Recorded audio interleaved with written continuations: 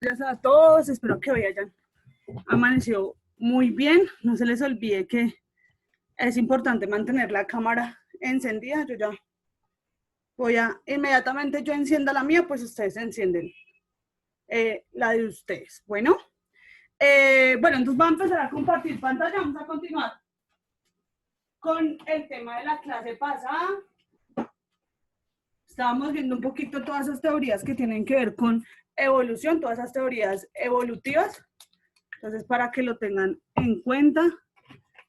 Y pues nada, en la segunda hora lo que tendrían que hacer, chicos, es tomar apuntes, básicamente. ¿Listo?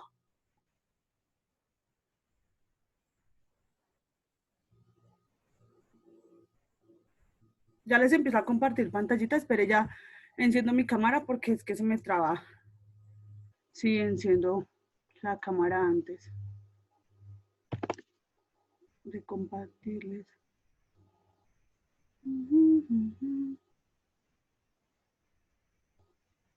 ¿Dónde las tengo?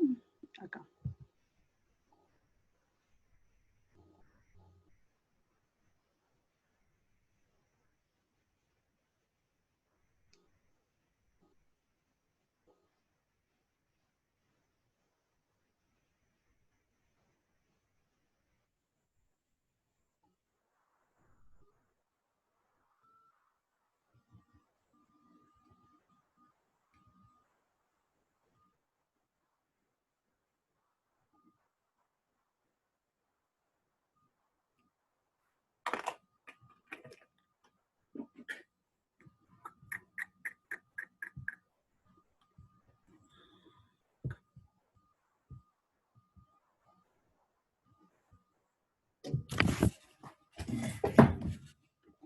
Hola, hola a todos, muy buenos días. Entonces espero que el día de hoy les haya ido muy, muy bien. Entonces vamos a seguir trabajando un poquito lo que es evolución. No sé si recuerdan algo de pronto la clase pasada de lo que les haya comentado.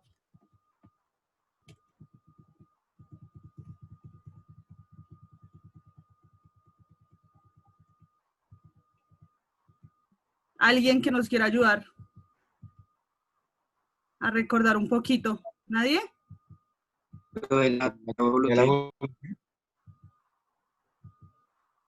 Todo lo que tiene que ver con evolución, ¿cierto? Hablábamos un poquito de eso. Espérenme, ubico un poquito donde estamos por acá.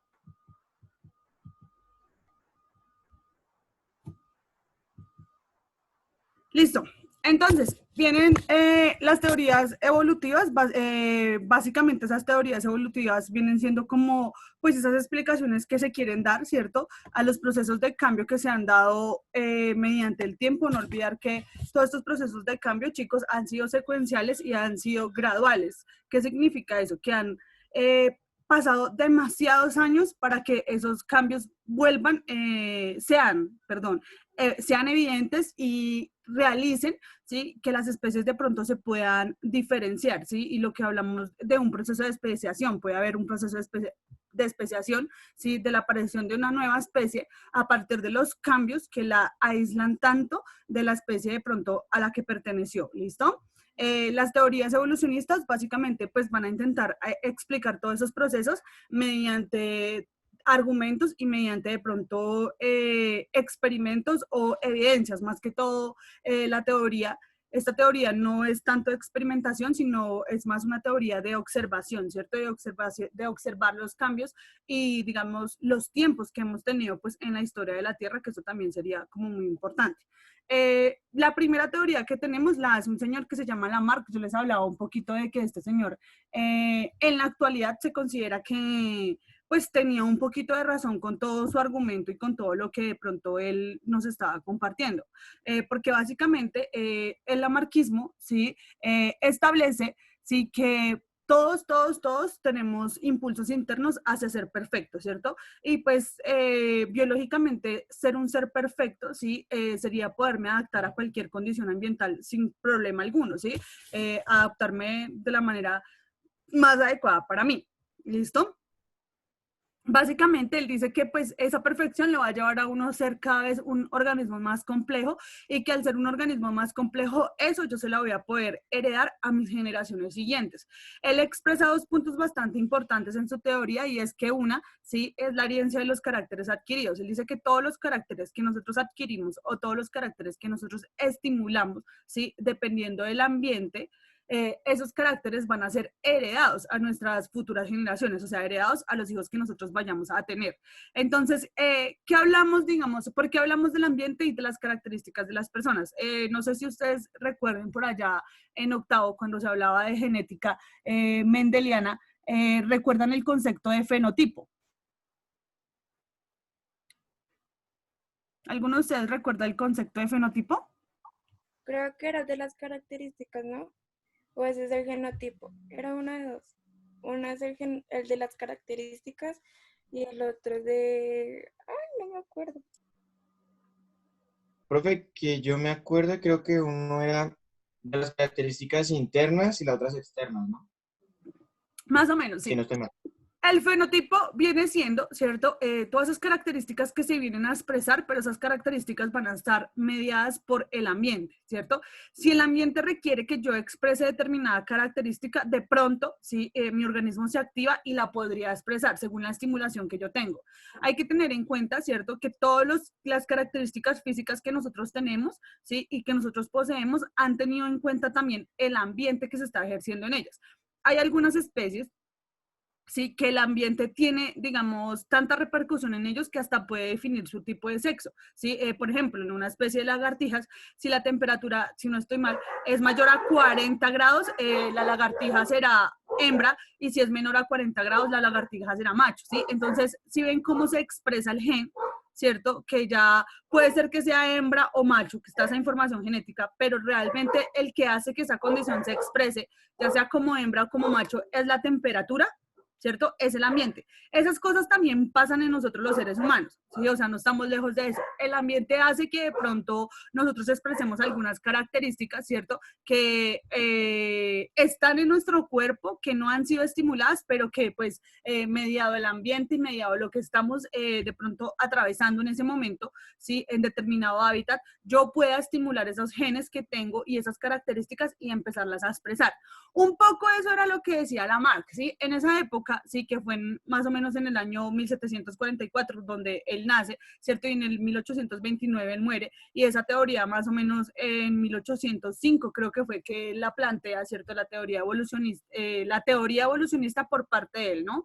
Esto que estamos viendo se llama pre-darwinismo, ¿cierto? Esto fue antes de Darwin. ¿Sí? Esto era lo que pensaban en el proceso de evolución, y el primero que, digamos, se lanzó a votar como una teoría de cambio, una teoría de nueva generación de las especies, fue Jean-Baptiste Lamarck, ¿listo?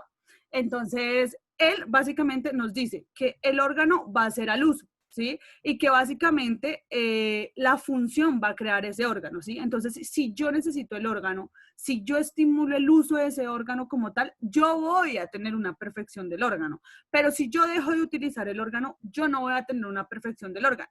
Entonces, él nos pone un ejemplo, ¿sí? El ejemplo de las jirafas que ustedes ven acá. Entonces, decía que en un principio existían solo jirafas con cuello corto, ¿sí? Como lo muestra la primera imagen que ustedes están viendo ahí, ¿sí? ¿Sí la observan? Todas las jirafas tenían simplemente cuello corto, entonces todas perfecto, alcanzaban el forraje de las plantas, bla, bla, bla. Resulta y pasa que, pues, obvio, al ser las jirafas de cuello corto, tenían mucha más competencia, ¿cierto? Porque, pues, muchas especies, ¿cierto? Tienden a ser, digamos, de la superficie del suelo, entonces se van a alimentar de pronto de plantas que no son tan altas, ¿sí? Entonces, tras de que habían de pronto muchas jirafas y todas eran de cuello corto, no se podían alimentar de lo más alto del árbol, sino se alimentaban, ¿cierto? De la parte baja del árbol, ¿sí? Y pues no solo ellas, sino obstante a eso habían muchas especies, entonces estaban presentando competencia, ¿sí? Las jirafas tuvieron que empezar a alargar su cuello. Entonces, a medida del tiempo, ellas iban alargue, que alargue, que alargue el cuello, hasta alcanzar cada vez, de pronto, las plantas, la parte más alta de los árboles, y pues evitar también un poco esa cuestión de la competencia por comida. Entonces, dice Lamarck, bueno, ellas fueron estirando el cuello hasta que quedaron siendo unas jirafas con cuello muy largo. De ahí para adelante, sí, empezaron a reproducirse, y al quedar jirafas de cuello largo, pues empezaron a tener crías que iban a tener el cuello largo y ahí desaparece todas las jirafas de cuello corto, ¿cierto? Entonces él dice, ah, no, así se están dando todos los procesos de cambio evolutivos a nivel de todos los organismos en general, ¿cierto? Vamos a encontrar que todos los organismos en general van a estimular el órgano y a partir de esa estimulación del órgano van a llevar a un cambio, ¿cierto? O a una nueva generación de las especies. Entonces, el ejemplo, digamos, más relevante que en este caso nos da la mar es con las jirafas, ¿cierto? Entonces, tenemos jirafas de la misma especie con cuello corto que su alimento empieza a escasear, ¿cierto? Entonces ya encuentro, digamos, una variación del ambiente, una variación del entorno. En este caso, el que está variando es el alimento, es el recurso, ¿cierto? Y al variar el recurso, a variar el alimento, esa forma de alimentarme de pronto de las plantas de abajo, ¿sí? De la parte baja de los árboles, ¿sí? Tiene que cambiar por la escasez de alimento. Entonces, ¿yo qué hago? Empiezo a estirar mi cuello, ¿sí? Y empiezo a estirar mi cuello y empiezo a estirar mi cuello hasta que alcanzo de pronto, ¿cierto? La copa de los árboles y al alcanzar la copa de los árboles, pues ya todas las jirafas quedamos con el cuello estirado y pues esa genética, ¿cierto? Y ese gen que se estimuló de tener el cuello estirado, lo vamos a heredar a nuestras otras generaciones, ¿sí? ¿Sí me entendieron un poquito lo que decía la Marc? Sí, señora. Sí, ¿Sí? profe. ¿Todos bien? ¿Todos me entendieron? Por acá en este lado. ¿Bien, bien? Sí, señora. ¿Alguna pregunta hasta ahí? De pronto que me tengan que hacer algo por decirme, nada, todo bien. Listo, chicos. Entonces, Lamar viene y nos dice básicamente que ese mecanismo de evolución, ¿cierto? De las jirafas, básicamente se dio porque pues la comida escaseaba, ¿cierto? Ellas hicieron crecer su cuello y al hacer crecer su cuello, de ahí para adelante ese gen se iba a heredar en todos sus hijos y todos sus hijos iban a ser pues de cuello estirado. Entonces, dado a eso, pues todas las jirafas en la actualidad tienen el cuello estirado, según Lamarck. ¿Listo? Según Lamarck. A eso se le conoce como el lamarquismo. Lo más importante que yo quiero que ustedes tengan en cuenta del lamarquismo es que Lamarck nos dice que el órgano hace al uso. ¿Listo? Que el órgano, que el uso va a hacer el órgano, ¿cierto? Entonces, entre más yo use ese órgano y entre más tenga que de pronto variar las funciones de ese órgano, más lo puedo llevar, ¿sí? A que sea un órgano complejo y al ser un órgano complejo va a acercarse un poco más a la perfección biológica en este caso, ¿cierto? A poderme adaptar perfectamente a cualquier tipo de ambiente, para que lo tengan en cuenta. ¿Cuál es el ejemplo más representativo? Pues el ejemplo de las jirafas. Listo. Entonces, ahora sí viene pues la teoría que tenemos en nuestra actualidad, ¿cierto? Es la teoría de Charles Darwin y Alfred Russel Wallace, ¿sí? Charles Darwin nace en 1809 y muere en 1882 y Alfred Wallace nace en 1823 y muere en 1913, ¿sí? Wallace era mucho más joven que Darwin, pero pues aquí la ventaja, digamos, de la publicación de la teoría de las especies, básicamente fue que Darwin tenía mucho más dinero que lo que tenía Wallace para pues poder publicar su libro y poder, digamos, mostrar el trabajo que ellos dos en conjunto habían realizado, porque como se los contaba un poquito, la teoría de la evolución siempre se le ha atribuido mucho pues a Darwin y simplemente a Darwin, pero no, ¿sí? Realmente muchas cosas también de las que explica Darwin se las había explicado Wallace. ¿Listo? Entonces, como ellos hacían un intercambio de cartas porque estaban investigando en lugares diferentes, haciendo observaciones en lugares diferentes, pues esas cartas que Wallace le enviaba a Darwin, ¿sí? Básicamente Darwin las cogía, complementaba también sus apuntes y con eso fue que construyó básicamente toda su teoría, ¿listo? Pero pues él tampoco nunca le dio el crédito ni atribuyó pues a todo ese trabajo que había hecho Wallace, que pues realmente fue muy importante para que pudieran sacar la teoría de la evolución. Más o menos en el año 1905, si no estoy mal, se publica también las leyes de Mendel, ¿cierto? Por 4 científicos y al publicar las 4 leyes de Mendel, ¿sí? Y al publicar como todo ese boom que abría en esa época, un nuevo paso a lo que conocemos como la genética, como la ingeniería biológica, como la ingeniería biomolecular, ¿cierto? Se abre ese campo de la biología de empezar a entender, chicos, de que hay vida microscópica, pero no simplemente vida microscópica, sino que hay información, ¿cierto? Que está depositada de manera bioquímica dentro de nuestro cuerpo, dentro del núcleo de cada una de nuestras células, que viene a como a dirigir, ¿cierto? Y viene a expresar diferentes características en determinados organismos. ¿Para qué? Para que se puedan condicionar y adaptar pues al ambiente y a las necesidades también que provea ese ambiente, ¿listo? Para que lo tengan en cuenta. Entonces, básicamente, todo esto empieza en un barco que se llama el Beagle, ¿sí? Ese barco que se llama el Beagle es donde Darwin empieza a hacer como toda su expedición y se dirige pues a la isla de los Galápagos, ¿sí? Básicamente, al principio de todo esto, Darwin como que llega a una finca, ¿sí? Y ve el cráneo muy grande de un dinosaurio, ¿sí? Que ellos tenían. Y pues antes y siempre, ¿sí? Una de las pruebas de que nosotros hemos evolucionado y de que la Tierra ha evolucionado son los fósiles, ¿sí? Nosotros aquí en Colombia encontramos el fósil más grande a nivel de serpientes. Encontramos una serpiente que se llama la Titanoboa cerrejonensis, ¿sí?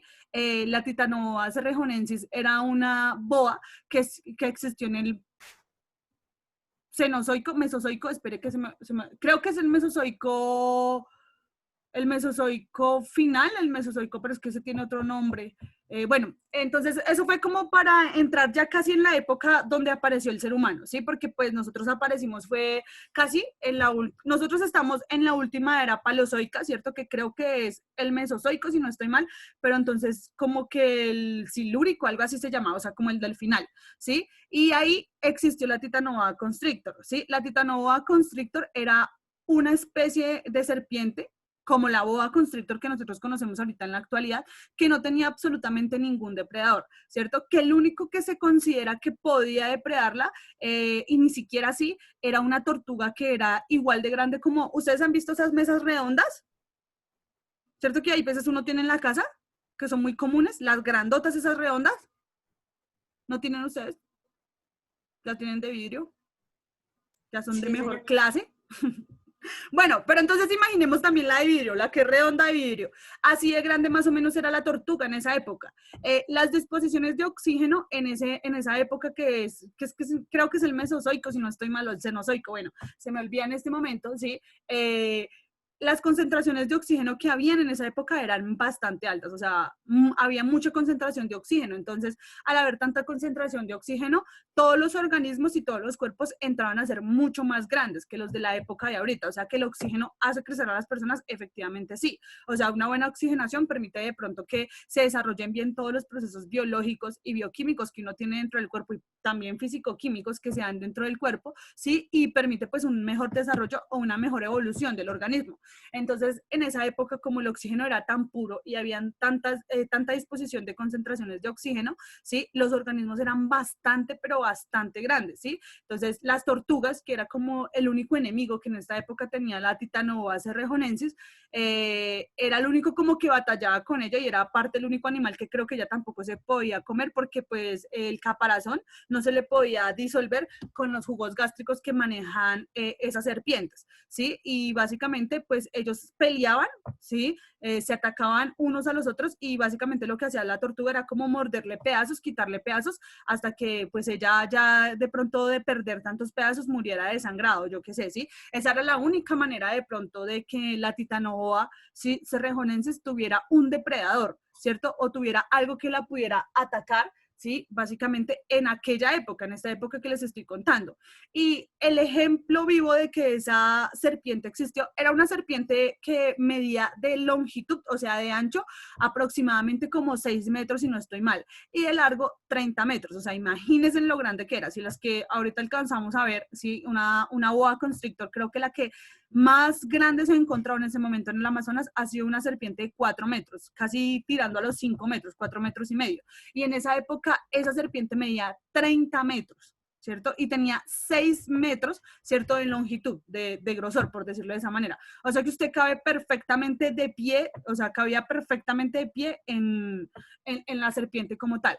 Y ese fósil, ¿cierto? Y la evidencia de que esa especie de serpiente existió y los huesos de esa especie, ¿cierto? Los fósiles de esa especie se encontraron en el Cerrejón, acá en La Guajira, ¿cierto? Entonces al encontrarse allá, se encontró por una expedición de unos canadienses, si no estoy mal, y de una gente de la Nacho, ¿sí? Ellos se fueron a expedicionar y a buscar fósiles porque pues nosotros tenemos zonas que son digamos, bastante ricas. Bueno, eran, ya no, que eran bastante ricas en fósiles, ¿cierto? Que es la zona más o menos de Boyacá. ¿Ustedes alguna vez han ido por allá? Ay, es que se me escapa el nombre, pero entonces, no es Villa de Leyva porque no es Villa de Leyva, que es como el lugar más famoso. ¿Sí? Dime. Chiquinquirá. Eso sí, es más tirado para el lado de allá, más tirado para esos lados, como de Paipa, Chiquinquirá, como para esos lados más para allá, más para el fondito. Hay un lugar que en este momento no lo recuerdo, chicos, pero es una zona de muchas montañas allá en Boyacá. No me acuerdo el nombre, pero realmente en la universidad sí nos llevaron allá. Y roca que usted pique, roca fósil que usted encuentra, o sea, es una vaina loca, ¿sí? Y pues los fósiles, de hecho, que más se han conservado y los que más encontramos son los amonitas. ¿Alguna vez los han visto? ¿Las amonitas? No, No, profe. señora. ¿No? ¿Se han visto esos cositos así que son como una bolita? Que parece un caracolcito que No. está Sí, pegado. sí, sí. Nunca Ya. han visto. Ah, ya, sí, Ya, sí, ya me sí. acordé. Vengan a ver, les digo por acá, a ver si por acá hay un fósil de esas. Pruebas anatómicas, en biológicas, en biomoleculares, no. Mecanismos de evolución, anatómicas, el hecho de la evolución, darwinismo, venga, acá. Paleontológicas serían acá. Pues bueno, más o menos, si ven esta piedra que ustedes están viendo, esto que está acá, ¿sí? Sí, señora. Eso es un fósil de un cocodrilo, ¿sí? Eso es un fósil de un cocodrilo. ¿Cuáles son las partes que se fosilizan, chicos? Los dientes, los huesos, ¿sí? Entonces, ¿qué es fosilizarse? De que pasa tanto tiempo de que estas partes parecen tierra, ¿sí? O sea, parecen piedras, se siguen conservando, pero parecen como una piedra, que si usted la mueve muy duro además, se puede como desintegrar, ¿sí? A eso se le conocen como fósiles, esas huellas que han quedado como marcadas en la tierra, ¿sí? Como marcadas, digamos, sí, en la tierra, que si usted de pronto las coge muy duro y demás, estas partes se pueden perder, ¿sí? Hay algunas de estas partes que quedan fosilizadas bastante compactas, por decirlo de esa manera, como por ejemplo la Titanoboa cerrejonensis que yo les cuento, ¿sí? La Titanoboa cerrejonensis se la encontraron todo, absolutamente todo, desde todas las vértebras que tiene la serpiente hasta la mandíbula y la cabeza, o sea, la cola, toda se pudo reconstruir, absolutamente toda, o sea, esa especie, ¿sí? Quedó completica, por decirlo así. Entonces, claro, cuando la fueron a limpiar y cuando la estaban limpiando y empezaron a encontrar. Ah, ¿ustedes han visto Los Simpson cuando encuentran ese ángel que era del centro comercial? Sí, señora. Más o menos así, ¿sí? Eso que la gente empezó a limpiarlo así suavecito y que lo soplaban con un pincelito y todo eso, así hay que hacer, o sea, lo mismo se hace cuando se encuentra un fósil, ¿sí? Usted lo limpia suavecito, revisa, empieza a comparar, digamos, de qué especie pudo haber pertenecido, ¿sí? Empieza a buscarle como primos, parentescos y empieza a explicar qué era, ¿sí? Y básicamente, pues cuando encontraron esta Titanoboa la encuentran tan completa, ¿sí? Tan bien bonita, también, digamos, la medida perfecta para poderla reconstruir toda y de hecho hacer una construcción virtual de cómo en esa época era ese animal, ¿cierto? Y empezar a relatar toda la vida, ¿sí? Básicamente, acá en Colombia nosotros no la tenemos, ¿sí? La real se fue para Canadá, porque los canadienses dijeron que no la dejaban en Colombia porque nosotros los colombianos no teníamos de pronto tanta cultura científica para quedarnos con un avance y un hallazgo tan histórico como sería, pues, la Titanoboa, en este caso cerrejonensis. Entonces, como, es que ustedes son brutos y como son brutos, nosotros no la llevamos porque nosotros sí la sabemos aprovechar, en cambio ustedes, pues, no, ¿sí? Entonces, más bien nosotros no la llevamos a nuestro Museo de Historia Natural, se la mostramos a nuestra gente, cobramos, ¿cierto? Pues mostrarle algo que es de ustedes, pero es que ustedes no están preparados para algo tan trabajoso como esto, ¿cierto? Entonces ellos siempre tan lindos, tan hermosos, siendo muy amables con nosotros y robándonos todo, absolutamente todo, empezando también por esos muestras de fósiles, ¿cierto? Que son encontradas en nuestro territorio. Pero, ¿cierto? No obstante, ellos todos bonitos, todos hermosos, todos preciosos, dijeron, ay no, pues pongámosle cerrejonensis, porque pues la encontramos en el Cerrejón de la Macarena, para que al menos la gente sepa, ¿cierto? De que se encontró allá en Colombia. ¿Sí? Entonces, pues por eso el nombre de ella es Titanoboa cerrejonensis, porque se encontró en el Cerrejón de la Guajira, es que la Macarena, de la Guajira. ¿Listo? Entonces, chicos, es ver, ¿cierto?, de que todos esos hallazgos evolutivos que nosotros hemos tenido, todas esas pruebas paleontológicas, sí, e iniciaron, digamos, la curiosidad de este señor Darwin, que en la actualidad todavía las seguimos y las podemos encontrar, ¿cierto? Pero pues Darwin en esa época, pues viajando y demás, encontró fue la cabeza, o sea, la cara, sí, la cabeza de un dinosaurio. ¿Sí? Entonces, en fósil, y él dijo, oiga, pero venga, ¿cómo así? Si supuestamente, ¿cierto? Hoy somos especies fijistas y somos especies que no hemos cambiado en el tiempo, básicamente, ¿quién creó entonces a estos organismos? ¿Cierto? Que estuvieron antes que nosotros, ¿sí? Se supone que la vida inicia también cuando iniciamos nosotros. Que según el creacionismo, fuimos creados ¿en cuál día? ¿En cuál día se creó el hombre? En el sexto, creo, en el sexto. El 6. Muy bien, en el sexto día, ¿cierto? Entonces dice Darwin, oiga, pero pues, o sea, esto es una especie que debe llevar mucho tiempo. Entonces hacen algo, ¿cierto?, que se llama un proceso de datación. Esto tiene que ver un poquito más o menos con la biofísica, ¿sí? La datación es medir a través de una desintegración del carbono 12, ¿sí? Cuántos años podría tener determinada roca, determinado pedazo de tierra, determinado fósil, ¿sí? Y a partir de cálculos matemáticos, ¿sí?, exactos, decir cuántos años tenían. Entonces, ellos hacen el proceso de datación y se dan cuenta que pues ese fósil tenía muchísimos años. Entonces Darwin dice, no, pero pues acá hay algo que no es coherente con la cuestión que siempre nos han contado. Entonces él sigue su viaje y emprende su viaje y llega a la isla de los Galápagos, ¿cierto? Y se centra en una especie específica que se llaman los pinzones. ¿Sí? Llega y empieza a analizar los pinzones y se va a una parte de la isla y analiza que en esa parte de la isla los pinzones que hay ahí se alimentan de unas plantas que no tienen tan hundido el pedazo como de donde pueden coger el néctar, ¿cierto? Que no tienen hundido, ¿cómo se llama eso? De donde se coge el polen, las anteras. Pues básicamente la flor no tiene tan atrás las anteras, sino las tiene un poquitico más salidas. Entonces él se pone a analizar el ave y dice, oiga, esa ave tan bonita, mire, tiene el pico cortico, no sé qué, y él empieza a dibujarla porque Darwin era un muy buen dibujante. De hecho, si en algún momento de la vida alguno de ustedes, no sé, piensa estudiar biología, yo no, sino todos los biólogos no dibujamos, porque yo no dibujo nada, ustedes saben, sí, pero pues la gente que es así muy entregada a la biología, demasiado entregada a la biología, siempre tienden a ser unos dibujantes de locura, ¿sí? Porque una de las cosas, digamos, que los biólogos hacen es manejar algo que se llaman los diarios de campo. Y en los diarios de campo, cuando de pronto tú te vas a una expedición de campo, que son expediciones que pueden durar una semana, 2 semanas, o son expediciones que pueden durar 1 año, 2 años, 3 años, yo qué sé. Sí, la de Darwin creo que duró aproximadamente 3 años, si no estoy mal. Él duró 3 años haciendo todo el recorrido para coger las pruebas suficientes y escribir su libro que se llama, pues, La teoría de la evolución. Y si ustedes revisan el libro de La teoría de la evolución, ustedes van a evidenciar los dibujos, ¿cierto?, que hacía él, ¿cierto? Y no solo que hacía él, sino que hacía también Wallace.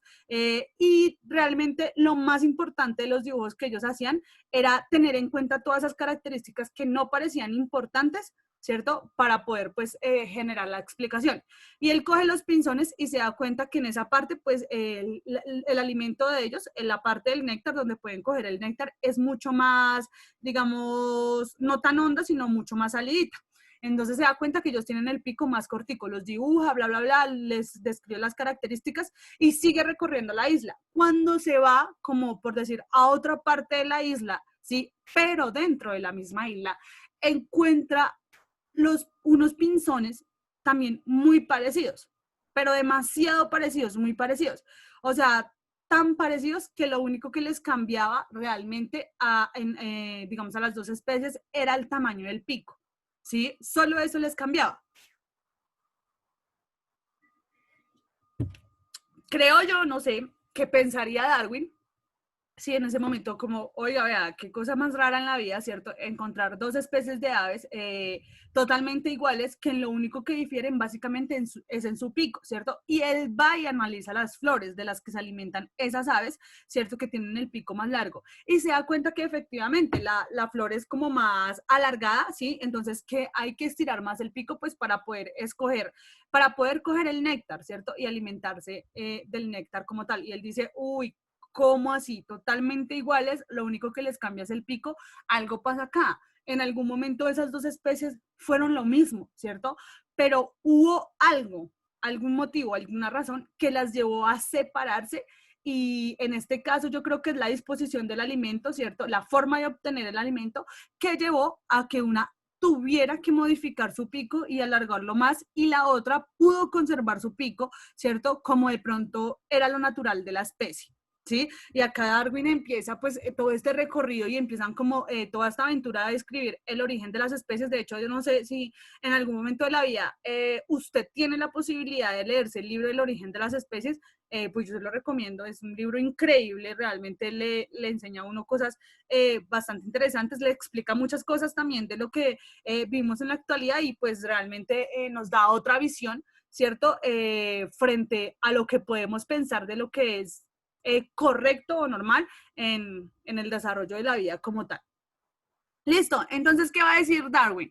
Darwin básicamente y Wallace, ¿cierto? Nos van a decir 3 puntos importantes de su teoría. Lo primero es que básicamente entre más se reproduzca un organismo o entre más el organismo pueda variar su genética, pues más, digamos, posibilidades de adaptarse a las condiciones ambientales existen, hay. O sea que, ¿qué es lo más importante? La reproducción, ¿cierto? Pero no la reproducción con organismos parentales. ¿Qué significa eso? Que yo no me puedo ir a reproducir con mi primo, ni con mi tío, ni con mi abuelo, ni con mi papá, ni con nada de eso, ¿cierto? No simplemente por, pues, algo moral, ¿cierto? Que sería como bastante malo, no simplemente por eso, sino también porque no hay una variabilidad genética. Y en el momento que no haya una variabilidad genética, hay mucha posibilidad, ¿sí? De que esas enfermedades o esas falencias físicas o cognitivas que tienen, digamos, las distintas personas puedan heredarse y puedan recrearse en nuestros hijos. Entonces, por eso no es conveniente usted reproducirse con su misma familia.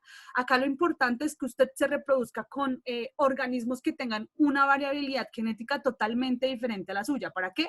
Para que el organismo tenga como más características, ¿sí? Disponibles o dispuestas para poderse adaptar a determinado ambiente. ¿Listo? Para que lo tengan en cuenta. Básicamente, todos van a presentar, o sea, todos a partir de variar los genes y de descender y de dar descendencia, sí, vamos a tener características totalmente diferentes que sí, que efectivamente sí se heredan de nuestros padres, ¿cierto? O sea, sí sabemos que esas características sí vienen a ser heredadas, pues, de nuestros padres como tal. Y básicamente, cuando todos los recursos escasean, ¿sí? Cuando hay de pronto competencia, cuando hay lucha por sobrevivir y demás, básicamente puede, ¿sí? Esos organismos que mejor se han adaptado al ambiente sobrevivir, pero los organismos que no se han adaptado al ambiente son los organismos que se van a desaparecer o que no pudieron adaptarse a esas nuevas condiciones que está ofreciendo el ambiente. Por ejemplo, chicos, lo que está sucediendo ahorita en la actualidad yo creo que puede ser también considerado como un mecanismo, ¿cierto? De selección natural, más pienso yo que de selección natural, un mecanismo de adaptación, ¿no? Entonces, sean los motivos por los que sea la vida, ¿cierto? Sale este virus, ¿sí? Y empieza a ser un virus muy selectivo, ¿no? Entonces inicia solo matando gente que no produce en un estado capitalista, ¿no? Que serían en este caso los viejitos, y inmune a los niños, ¿cierto? Que son las personas que podrían crecer, que le podrían aportar a la sociedad cuando sean adultos, ¿sí? Y empiezan a producir. Pero los viejitos ya salen del juego porque no está. Obvio, pues también debido a la carga poblacional, ¿cierto? Nace esa competencia, ¿sí? Esa competencia de no dejarme tocar del virus porque si el virus me toca yo me puedo ver afectado y también puedo llegar a la muerte, ¿sí? Y básicamente es ver quién se adapta y quién es fuerte para poder superar el virus y seguir viviendo, ¿no? Que es lo que básicamente es lo que nos estamos enfrentando pues ahorita frente al coronavirus, ¿no? Entonces estamos en la lucha, ¿sí? De ver si nuestro cuerpo, ¿cierto? Si nuestro organismo, si nuestras defensas se pueden condicionar, ¿sí? A la presencia de ese virus y pueden sobrellevar, ¿cierto? Y vencer ese virus. Se ha evidenciado que la mayoría de personas no, ni siquiera, o sea, hay mucha gente que se ha curado de ese coronavirus, o sea, eso no es que, pero también hay mucha otra gente, obvio, que de pronto era gente débil, ¿sí? Era gente con un sistema inmunodeficiente muy de pronto carente, ya sea por su alimentación, ya sea por su forma de vida y demás, y es gente que no ha podido de pronto sobrevivir a la batalla contra el coronavirus. Pero la gente que ha sido fuerte, la gente que ha sido bien alimentadita, de hecho hasta un señor como de 105 años sobrevivió al coronavirus. O sea, es porque hay gente que se ha alimentado muy bien y que su organismo es muy fuerte y se adapta muy bien a los cambios, a las condiciones que han habido, ¿cierto? Entonces, en este caso no sería el más fuerte, ¿sí? Porque no está siendo el más fuerte, sino el que tenga mejores condiciones, ¿cierto? Para poderse adaptar a vivir, ¿cierto? En presencia del virus. Entonces, ahorita, pues, nos inventan la vacuna, pero, pues, ¿qué significa la vacuna? O sea, ¿qué es una vacuna, chicos? ¿Ustedes saben qué es una vacuna? Es el mismo virus, ¿no? Pero con ciertos cambios. Es el mismo virus, ¿cierto? Es el mismo virus, digamos, más débil, ¿sí? Entonces, ¿qué asegura que ese virus sea más débil? Y ni siquiera, ni tanto. Pónganle cuidado, ¿qué pienso yo? ¿Sí? En lo que yo pienso, ¿no? En lo que Marilyn piensa, yo no estoy diciendo que piensen ustedes así, ¿sí? Pero en lo que Marilyn piensa, yo pienso que es una desventaja total vacunarse, ¿cierto? Empezando, chicos, por algo, ¿sí? Porque empezando, todo esto es un proceso de experimentación, ¿cierto? Entonces, si usted se vacuna, usted está siendo parte de la experimentación de ellos.